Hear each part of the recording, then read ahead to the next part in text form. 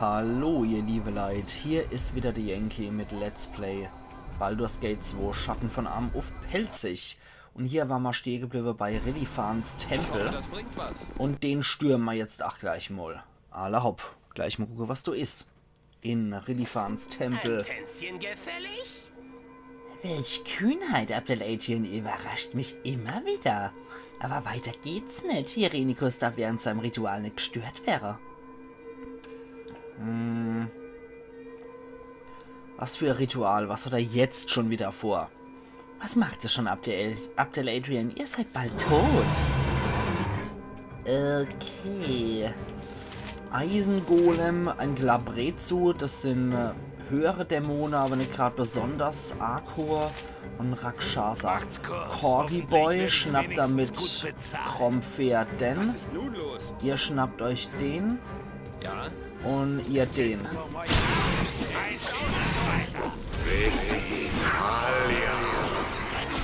Gut. Korgan hat jetzt den Golem ziemlich schnell zerschmettert. Dann kümmere dich mal mit um den Magier. Oh, da hat gleich mal Zeitstopp gewirkt. Also nicht gerade ein Amateur. Oh yes, das Meteorschwarm hat er auch noch gemacht. Schützt sich vor Bösem und holt jetzt wahrscheinlich einen Höllenschlundteufel. Genau. Mit Thor ruft er noch einen Höllenschlundteufel herbei. Sag mir, was Okay. zu tun ist. Wir sind alle nicht so besonders gut vor Feuer geschützt, außer Anomen. Deswegen gehen wir jetzt mal in ein anderes Gebiet und lassen mal den Höllenschlundteufel gegen ihn selber kämpfen. Da kann er sich nämlich gerade durch das eigene Biest hier... Was hat er jetzt gemacht? Macht er jetzt gerade Einkerkung oder Irrgarten auf das eigene Vieh? Okay, jetzt kommt er wieder angekackt.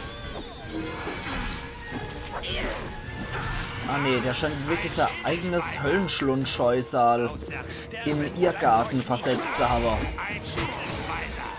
Na gut, ach, der Glabrezu ist tot.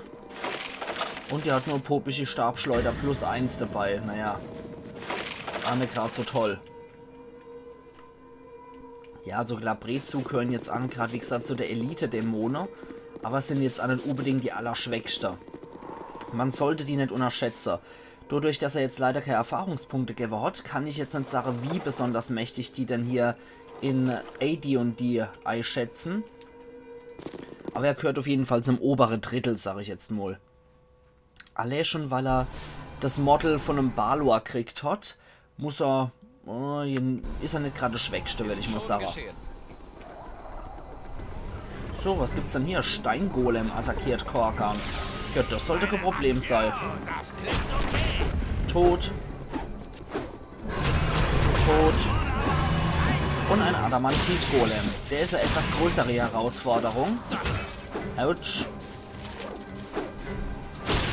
Aber ach, der sollte jetzt machbar sein mittlerweile. Okay. Da Korgan auch ziemlich viele Angriffe in der Runde hat, sollte das relativ gut machbar sein. Ich mache trotzdem mal den Zauber Heilung auf ihn. Während er sich noch so episch mit dem Adamantit-Golem prügelt. Du kriegst auch der Hilfe. Wir haben auch den Gurgelschneider noch ausgerüstet. Perfekt, das ist auch noch eine +4 Waffe, die durchdringt. Ebenfalls der Stecken der Magister dürfte dort ziemlich gut durchkommen. So, sogar Vikonia verursacht Schaden. Und er mag glücklicherweise nicht sein Nebelkrütze um ihn rum. Okay. Korgan hat ihn gelegt, 25.000 Erfahrungspunkte bringt so ein Adamantit-Golem. Also das sind durchaus die härtesten, die es gibt. Noch mehr Ungeheuer. Nee, Vilanas, das sind keine Ungeheuer, es sind nur Fremde. Bitte, werter Herr, könnt ihr uns helfen? Die Mama und die Papa, die haben gesagt, wir sollten drinnen warten. Dann sind wir rausgegangen und wir haben so komische Geräusche gehört. Sie sind tot. Mama und Papa sind tot. Nee. Nee, Vilanas, das ist nicht wahr. Ihr habt sie gesehen, nicht wahr? Ihr habt sie doch gesehen. Haut ab, ihr flennenden Gören, geht zum Tor, jetzt!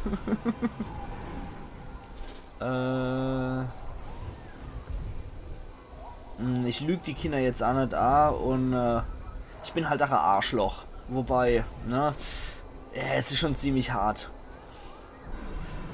Ja, sind wir wohl garstig. Haut ab, ihr flende Töre, Göre zum Tor jetzt. Lauf, Villanas. Ja, ihr sollten lieber weggehen, weil wir sind schon nicht gerade die freundlichste Leute. Muss man auch dazu sagen. Okay. Korkan, guck dich hier nochmal um. Bogenschütze benutzt Feuer, um die Biester zu vernichten, bevor sie sich erneut erheben. Ah, okay. Ja?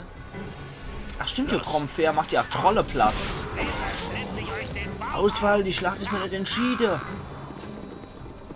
Gut, dann haben wir jetzt auch nochmal geholfen. Stimmt, Kromfair macht ja auch Trolle platt. Das habe ich schon ganz vergessen.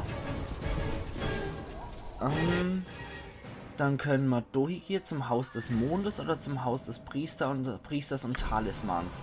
Gehen wir doch mal hier. Gibt ja noch ordentlich Sache zu erledigen in Sultan Nessalar. Und was haben wir dann hier noch? Schönes im Haus des Talismans. Das klingt doch sehr schön. Oh, sieht aber nicht so besonders schwer aus. Wenn es denn sein muss. Sieht aus, als wäre hier ein Faller oder ähnliches. Und so eine Stelle gibt es auch noch. Und... Ui, ein sehr, sehr geiler Zauber für Edwin. Ausgezeichnet. Das ist der Zauber Meteorschwarm. Das war das, was wir gerade im Tempel abgekriegt haben. 4 bis 40 Schadenspunkte. Sehr geiler Zauber. Sollte auf jeden Fall Reihe. Hat bei jedem Magier auf Grad 9 definitiv was zu suchen. Da wäre Zeitstopp mal erst die Wahl. Dann Meteorschwarm, Schrei der Todesfee und Zauberschlag. Das wären so die wichtigsten Zauber meiner Meinung nach, die hier auf Grad 9 wirken. Okay, was haben wir dann hier? Der seltsame Behälter, der eindeutig von Elfe gefertigt wurde, ist versperrt.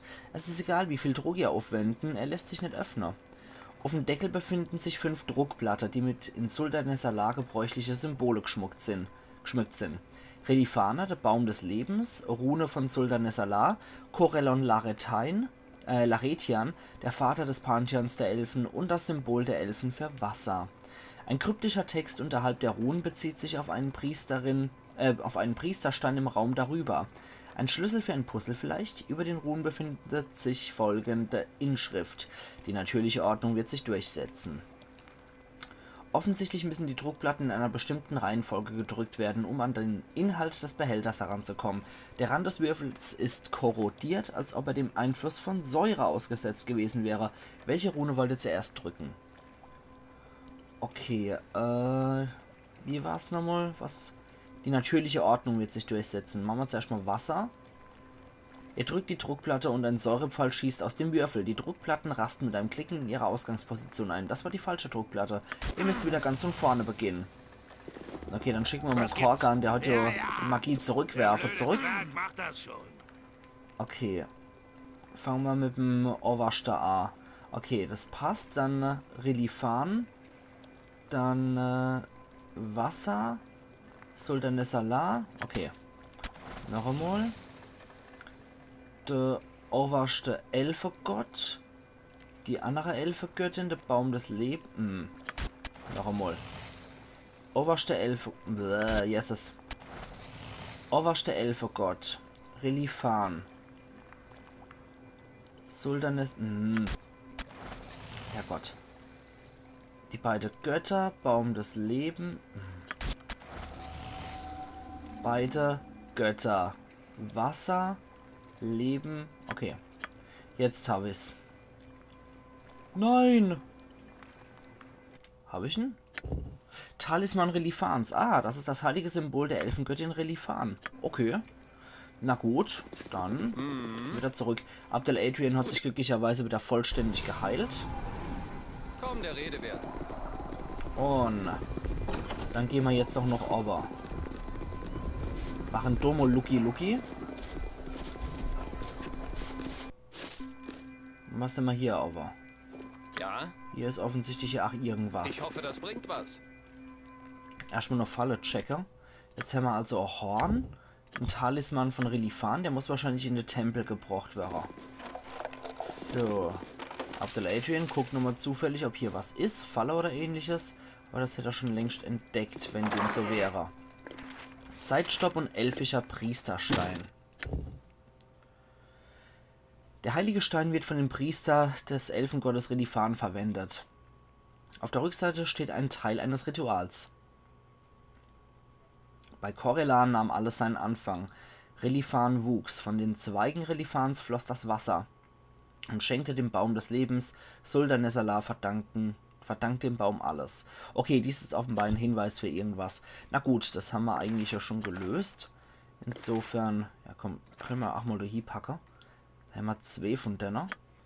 Den Stein können wir in unseren Beutel. Na, okay, wäre nicht voll. Na gut. Dann passt das so. Sagt mir, ich kümmere. Dann haben wir das jetzt 8 durchgegrast. Dann können wir mal gucken, was es hier noch gibt. Auf dem Weg zum Haus des Mondes. Und ja, Ist schon wo gehen wir geschehen. jetzt hier? Das ist der nächste Ort, zu dem wir gehen. Man überwältigt uns. Oh, Skelette gibt's hier. Ja, Kriegerskelette. Dann wollen wir uns mal eure Eingeweide anschauen. Das kriegen wir auch so gelöst. Kein Thema. Das sind ja ziemlich billige Kreaturen. Die sollten für uns eigentlich kein Problem darstellen. Aber offensichtlich war es für den Elfenkrieger schon genug. Schwärmt aus, Männer, der Feind ist überall. Okay. Ja, das waren wirklich etwas popliche Gegner. Für uns zumindest, für die Elfenkrieger scheint es wohl höherer Standard bis unbezwingbar zu sein, was hier lauert. So, jetzt gehen wir mal hier Richtung Haus des Mondes. Korgan. Ah ja, der steckt hinter. Na gut, weiter geht's. Dumm. Was lungert dann hier rum? Oh, jede Menge Rakshasa. Kindermörder, der Zorn der Rechtschaffene wird euch heute eilen. Legt eure Waffe nieder und ihr werdet als Sklave überleben. Euer Stadt ist im Untergang geweiht. Die Sklaverei ist ein Tod auf vorzuziehen, oder? Falls Irenicus wieder herrschen wird, bla bla bla. Niemals für die Kinder. Relifanus für euch Beuge. Tod den Feinden. Okay.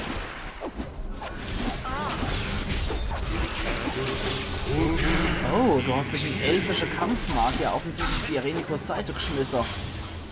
Verdammte Bastard ist immun. Überlecke mal kurz. So. Edwin braucht auf jeden Fall was, sonst stirbt er uns hier weg. Das ist nicht so dolle, wenn der uns hier verrecken wird. So. Dann können wir mal Hans als erst um den Rakshasa. Na gut, die Elfe sind jetzt gestorben für ihr Saft. Der verdammte Bastard ist immun. Ja, dann gehen wir weg Ist immun. Der verdammte Bastard ist immun. und machen wir furchtbar hier in die Richtung. Gut. Und jetzt macht man den scheiß Rakshasa hier platt.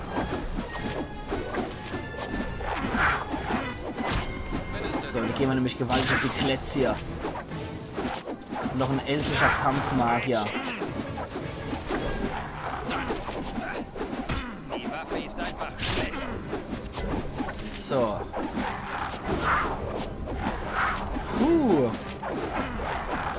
Ich wollte gerade sagen, macht Korgan überhaupt noch Schaden? So. Anomen scharwenzelt auch irgendwo in der Prärie rum, wo ihn kein Mensch mehr findet. Gut, jetzt auf den Rakshasa. Na toll. Oje, das Anomen ist ganz weit weg. Liegst du im Kaktus? Scheiße.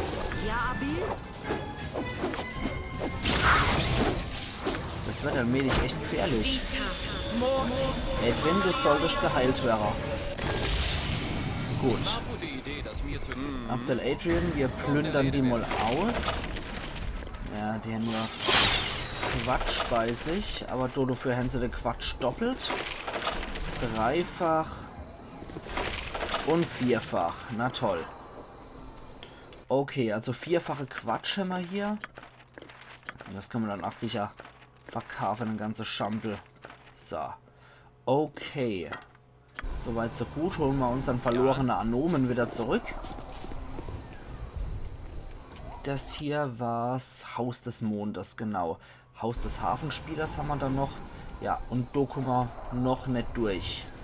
Ich glaube, das noch zu wissen, dass wir da nicht durchkommen, weil Irenicus Ritual uns dort behindert, dass wir da nicht reinkommen. So, jetzt allesamt hier rein. Oh, hier wird sogar gespeichert. Muss wohl was Besonderes sein hier drin. Oh ja. Verfluchte Brüder sind tot. Wenn Irenicus tatsächlich vor, die Klinge zu stehlen, dann werden nur noch mehr von euren Brüdern schreien zurück in die Hölle hinabfahren. Ihr habt zahlreiche Wunder der Elf, gebt mir die Klinge und ich werde euch das Leben schenken. Niemals! Ich gebe euch jederzeit mein Leben. Ihr werdet sterben und ich werde sie kriegen. In ihr schimmert mehr Macht, als ihr euch vorstellen könnt. Und? Redifan, schenkt mir den Tod und den Sieg. Wartet, ich muss. Und? Okay. Oh, das war sogar ein Balor. Ich hoffe, das bringt Heidewitzka. was. Mir, was zu tun ist. Naja, das war so ein einzelner Elf, der wahrscheinlich nicht besonders gut geskillt war, aber für die Waffe gehabt hat, nicht verkehrt. Mondklinge und ein Elfenkettenhemd. Hui, hui, hui. Das hat Rüstungsklasse 5, aber es könnte theoretisch auch ein Diebtrager. Na gut, wir nehmen es trotzdem mal mit, das kann man auch teuer verkaufen. Eine mächtige Mondklinge. Diese Waffe ist eines der wichtigsten Symbole, die für Suldanesalar stehen. Sie ist uralt und man sagt, dass sie vom Begründer des schon längst verfallenen Mithrin geschwungen wurde. Die Waffe kann nur von einem Auserwählten geführt werden. Dabei handelt es sich immer um einen Bewohner der Stadt, der seinen Wert in einer Reihe von mysteriösen Prüfungen unter Beweis gestellt hat. Die Prüfungen sind keinem Außenstehenden bekannt. Denn Fremde mögen wir hier nicht besonders. Wir können das Ding an nicht anziehen, das ist jetzt für uns einfach nur ein Gegenstand, den wir mitnehmen können. Hier haben wir auch noch Elfenstiefel. Juhu. Der Träger dieser weichen Stiefel hat einen ebenso leisen Tritt wie Waldelfen. Die beschätzen diese Stiefel natürlich ganz besonders, aber die Elfen trennen sich nur ungern von ihnen. Sie befürchten, dass sie für illegale Zwecke verwendet werden können.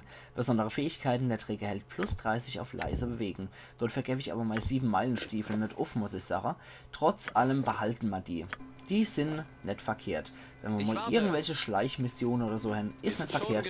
Wobei die 7 Meilenstiefel einfach Nonplusultra sind. Das sind mit Abstand die beste Stiefel, die man im Spiel meiner Meinung nach kriegen kann, egal für welchen Charakter. So, jetzt gehen wir zum Haus des Hafenspielers, dann zur Waldlichtung, dann machen wir noch dem ins Haus klar und dann geht's ab. So, das ist mal so der grobe Plan. Beste Wege, Anomen, geh aus dem Weg, du Lahmarsch. Versperrst uns dabei, der Hastis hier der Weg. Oh. Deine Zeit ist abgelaufen. Oh, oh, oh, oh. Ein Eisengolem. 2 Eisengolems. Oh, Korgan, komm. Mach die Golems platt. Du gerade sage, jetzt zählt's. Jetzt sind die Elfenkrieger mal wirklich in Not und könnten unsere Hilfe gebrauchen. Ein Sandgolem. 14.000 Erfahrungspunkte hat er gebraucht. Gut, einen haben wir zumindest retten können und der rennt vor lauter Furcht weg. Nicht schlecht. Ja, Kromfair zahlt sich definitiv aus. Das muss ich echt sagen. Gute Idee, das So, hier unten können wir nirgendwo rein. Meine Axt. Korkan hinterher. Anomen, Ikonia und Edwin. Sag mir, was zu tun ist. Dann gucken wir nämlich noch ganz kurz hier oben rein, während die noch am Aufreihen sind. Hier oben ist nix. Das heißt, wir können jetzt hier ohne Probleme durch und gehen hier rein. Nett. Hier sind ein paar illustre Gerippe Ist schon geschehen. und ein paar noch illustrere Elfeleiche. Hier schien wohl gut was abgegangen zu sein. Abdel Adrian findet keine Falle. Goldstück. Nix. Und Steinhafer. Eine elegant geformte Steinhafer. Die Hafer scheint Teil einer größeren Skulptur zu sein, wurde aber offenbar von ihr entfernt. So, dann haben wir soweit alles. So. Perfekt. Ich warte, ich bin dabei. Gehen wir hier wieder raus. Wenn es denn sein muss. Ja, das muss sein. Von dort aus gehen wir zur Waldlichtung und dann hier runter zu Demins Haus. Genau so machen wir das und nicht anders. Ich hab schon wegen weniger getötet. Aber vor der Waldlichtung würde ich noch ganz gern speichern, weil ich weiß, dass da wieder was ziemlich Mieses lauert. Idee, das mir zu übertragen. Jeder, der es von euch selber auch spielt, solltet ihr auf jeden Fall auch machen. Ich weiß nicht, ob es hier nochmal ein Autosave gibt, aber sicher ist sicher, deswegen wird hier auf jeden Fall nochmal gespeichert, denn hier folgt wieder so eine kleine Überraschung, die das Spiel als mal parat hat für euch. So, jetzt sind wir hier auf der Waldlichtung. Hier ist sogar die Karte unbedeckt. Komm, der Rede Und was wert. finden wir hier? Roten nochmal. Ihr habt 5 Sekunden Zeit zu rote, was hier ist, während ich einen Schluck Wasser trinke. Ganz richtig, es ist ein Drache. Und zwar ein schwarzer Drache. Nisidramanit. Nahrung. Irenicus hat mir endlich eine Mahlzeit geschickt. Das ist gut. Ich werde langsam müde. Schatz, hier oder hier. Nisidramanit ist kein lächerlicher Soldat, der vergammelt die Tasse bewahren muss. Ich habe keinen Streit mit euch, weder in kulinarischer noch in anderer Hinsicht. Ich brauche einfach nur den Kelch des Lebens. Das klingt so gar nicht noch Korkan. Böser Wurm, ihr werdet länger unschuldig in der Stadt töte, sterbt, oder warum folgt ihr der Anweisung von einem Zauberer? Ein großer, mächtiger Drache kann das sicher nicht so einfach am Elf unergeben sei. Ne, guck mal, böser Wurm. Hervorragend, ich genieße es ja so, denn sich's Essen noch wert. Gut, ihr kennt so in etwa den Ablauf, wie das beim Drache abgeht. Ich probiere es jetzt erstmal mit Brecher.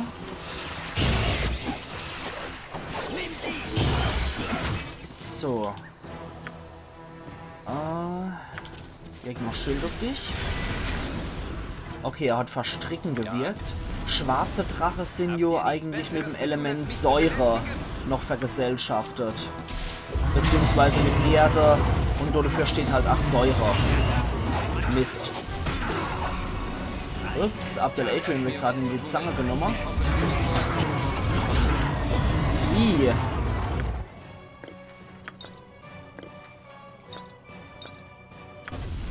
Boah, scheiße. Schnell weg, weg, weg, weg, weg, weg.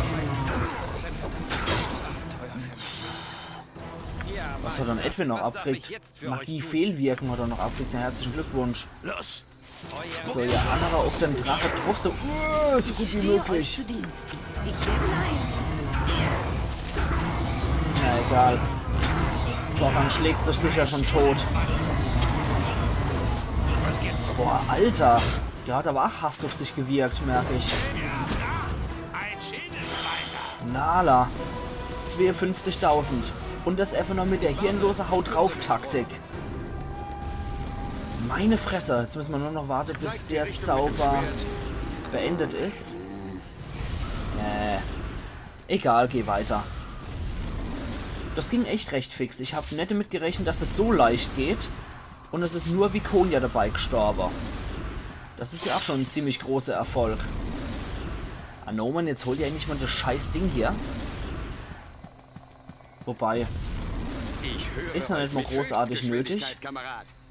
Wir können ja auch so einfach mittlerweile Tote beleben. Das ist ja auch kein Problem. So. Ihr andere könnt mit dazu. Vikonia, du holst dir hier dein Zeug wieder ab. Hätte ich zumindest ganz gern, dass du das wieder alles trägst. So, so, so. Perfekt. Die braucht halt diesen riesenstarken Gürtel. Und zack, das ist der Schädelschmetterer plus 3. Den können wir mittlerweile auch wieder Dohi legen, weil unser Hauptgegner mittlerweile auch keine Untote mehr sind. Und ja, ich wollte jetzt auch keine Ladung von dem Wiederbelebungszepter verschwenden, von dem Auferstehungszepter. Das können wir nämlich im Thron des Baal noch sehr gut gebrauchen, das Zeug. Quatsch. So rum. Und so, so. Und das kommt Dorei, das kommt Dorei und die kommen noch Dorei. Machen wir das doch so. Zack, zack, zack, zack. Perfekt.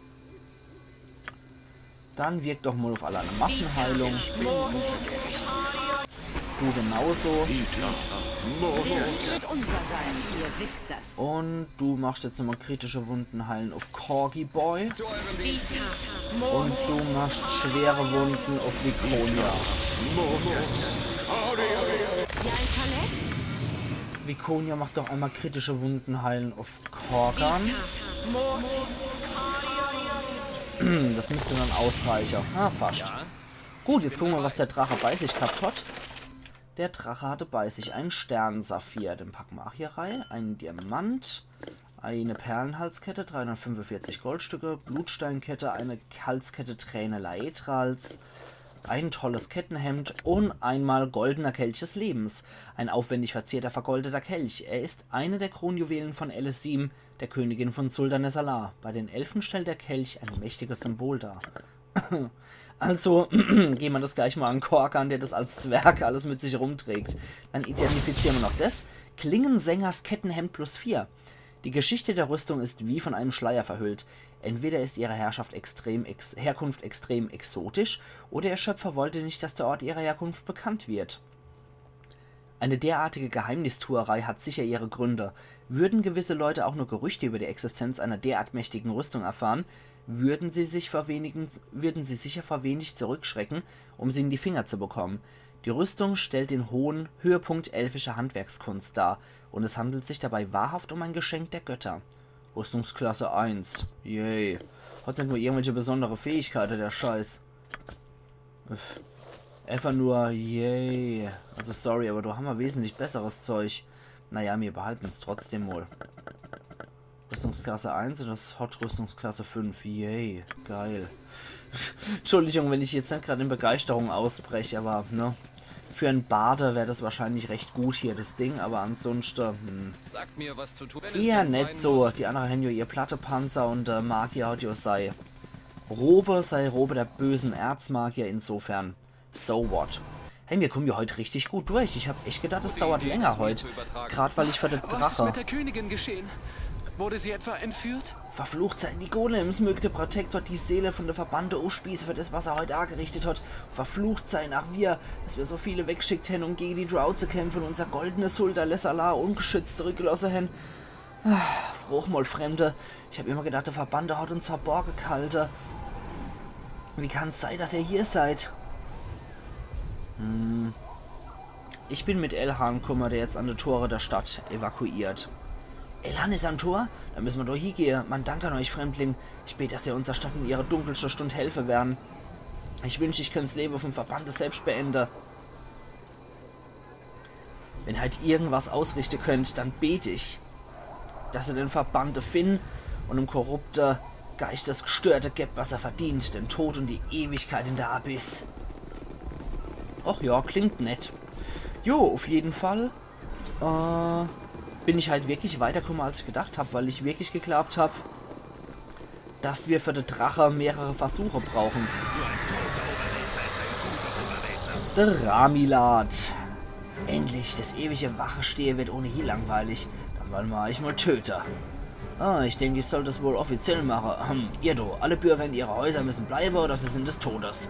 Die Hohepriesterin wird bestraft, weil sie ebenfalls Schuld an allem Fluch trägt, der auf unserem Herrn liegt. Ihr werden getötet wäre, weil ihr euch ihrem Haus nähern wolltet. Nabasu ist auch noch mit dabei. Ramilat ist der lustige Drow hier. Okay, als drauf und drauf und drauf. Ahne gerade einen schwachen Magier. Ja, also ein Drow-Magier immer hier, ein ziemlich mächtiger. Oh ja, der ist wirklich ziemlich mächtig. Und einen kleineren. Naja, kleiner ist jetzt auch ein bisschen zu viel, aber auf jeden Fall auch wieder so ein etwas höherer Dämon. Höllenschlundteufel hat er auch wieder gerufen. Er lebt ja als noch. Okay, jetzt ist der auch tot. Dann kümmern wir uns erstmal um den Höllenschlundteufel. Weil die sind durchaus stärker. Bringen auch 16.000 Erfahrungspunkte. So, nach dir bringt 16.000. Gut, ich renne mal fix rein. Stabschleuder +1, wieder so ein dämlicher Drow-Mann, der einfach nix hat. Alles so erbärmliche Habenichtse. Dafür sieht das Höllenschlundscheußer als sehr friedlich und lustig aus. Ach ja. Ich glaube, dafür müssen wir aber wirklich die Gruppe sammeln.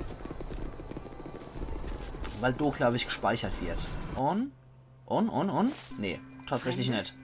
Wenn ihr keine Diener des Verbannten seid, dann helft mir gegen diese Kreaturen, ich bitte euch. Jo, wir haben hier gerade eh nichts zu Machen tun. wir es kurz und schmerzlos. Ja, auch mit dem scheiß Inkerctus. Azan. Und ein Raksha. Gut, das war's dann tot damit. Haben die irgendwas bei sich? Oh, wieder so typische Rakshasa, die nichts bei sich haben. Erbärmlich.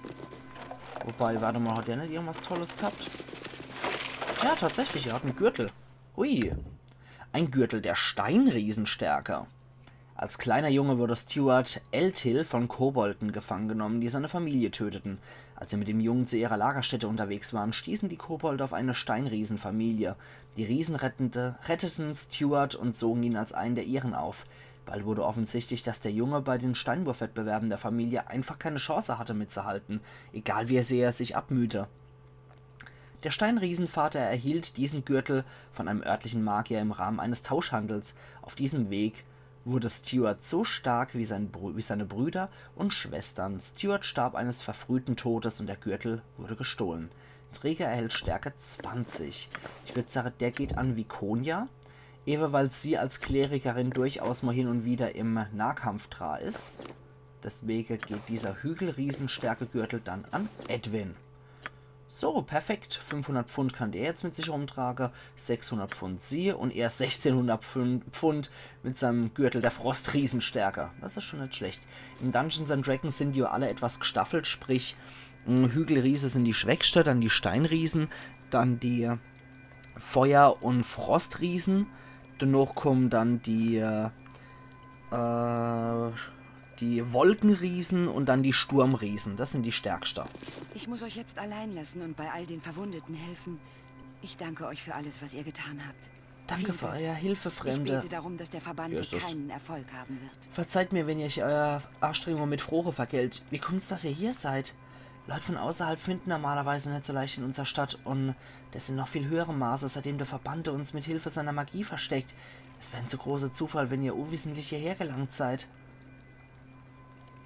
Und wieder habt ihr Irenicus den Verbannten genannt. Warum? Elhan will es nicht sagen, aber ich muss es wissen. Elhan denkt, wie viele andere von uns würden es vorziehen, den Vorfall zu bereinigen, ohne andere damit hineinzuziehen. Vergibt ihm sein Zögern, er wünscht sich nur, dass alles gut endet.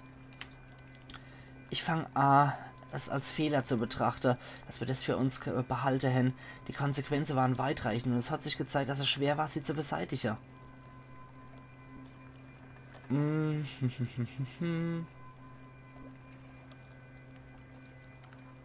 Okay, Elhan war besonders irritierend zum Ende, verlangte Hilfe, zum anderen wollte aber keine Infos preisgeben. Ich mache mir nicht so sehr Sorge um die Schande von unserem Volk angesichts Irenicus und Bodhis Tater. Was bringt's zu Schweige, wenn die ganze Stadt vernichtet wird, weil wir nicht um Hilfe bitten? Ihr gehört nicht zum Elfenvolk. Es muss für euch schwer zu verstehen sein, warum ihr so zögern, darüber zu retten. Hoffentlich werden das irgendwann begreifen.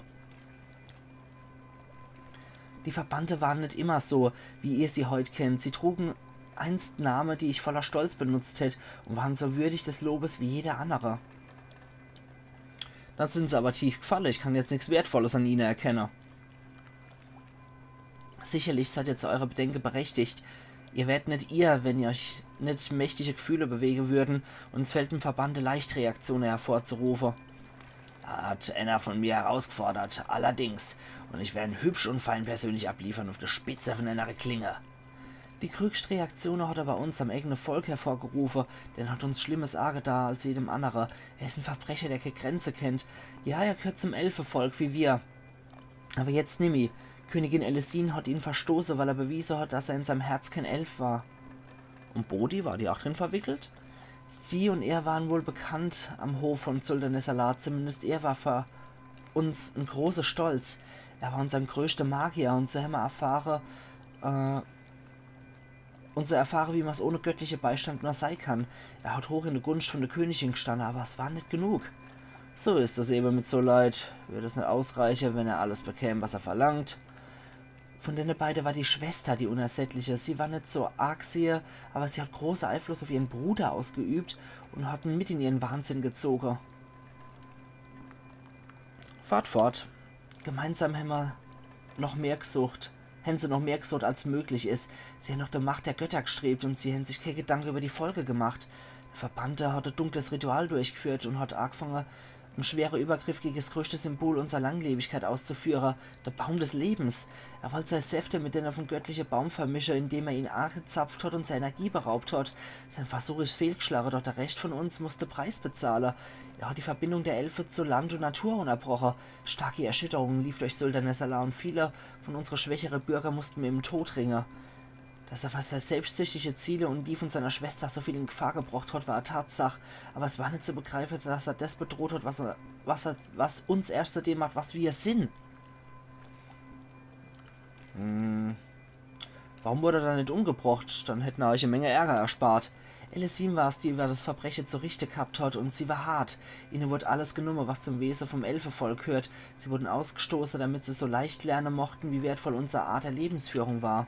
Also umgebracht habt ihr nicht, so viel ist sicher, wie viel Zeit habt ihr verschwendet? Die hochspirituelle Elysim hat sich an die Götter gewendet und die Verbannte wurden mit dem göttlichen Fluch belegt. Alle Verbindung zum Geist der Elfe wurde durchtrennt.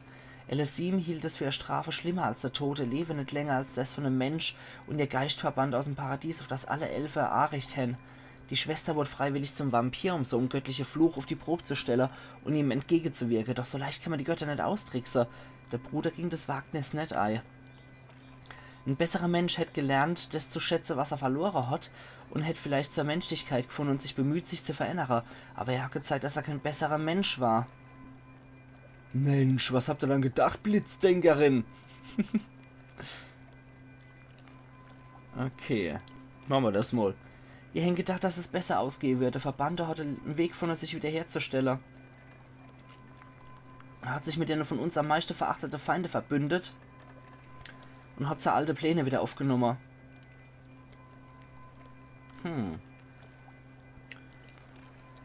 Ich werde immer noch wegen meiner eigenen Gründe töte. Irenicus hat den Tod verdient, genau wie Bodhi. Ich kann nicht genau abmessen, welche Auswirkungen unsere Entscheidungen auf euch hatten. Doch Entschädigungen werden bezahlt werden, wenn hier jemand übrig bleibt, der sie leisten kann. Ich stehe immer noch unter Schock, dass da etwas passieren konnte. So viele von unserer Verteidigungstruppe waren fort, um gegen die Drownee eindringen in den Tempel zu kämpfen. Wir konnten uns nicht wehren.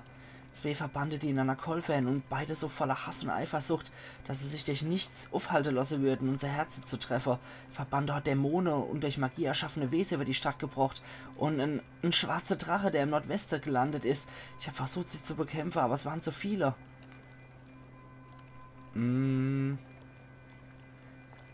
Okay, ich muss Elysim finden und dann noch Irenicus. Der Verbannte hat die Straße mit seinen Günstlingen übersät und Elysim in den Palast gebracht. Ich habe versucht, die Neid zu gelangen, aber er ist fest verschlossen. Ob er nun an der Königinzucht oder gekommen seid, um den Verband aus eigenen Gründen aufzuspüren. In jedem Fall müsste er in den Palast und auch mit dem Monster auf der Straße fertig werden. Und ich glaube, dass es die Möglichkeit gibt, beides gleichzeitig zu schaffen, obwohl das nicht einfach sein wird. Nee, mir Hände dafür gesorgt, dass es nicht einfach wird. Bah, wir haben keine Zeit, durch eure Stadt zu laufen und uns eure schwachsinnigen Leute zu kümmern. Haben wir eigentlich schon längst gemacht, so nebenbei. Sollen sie doch selbst retten, wir sind wegen des Zauberers hier. Ich habe nicht selbst die Kraft, um die Aufgabe zu bewältigen, aber vielleicht schafft ihr es. Wenn ich euch sage, was getan werden muss, wenn er es mache? Ja, komm, wie kann's aufgehalten werden?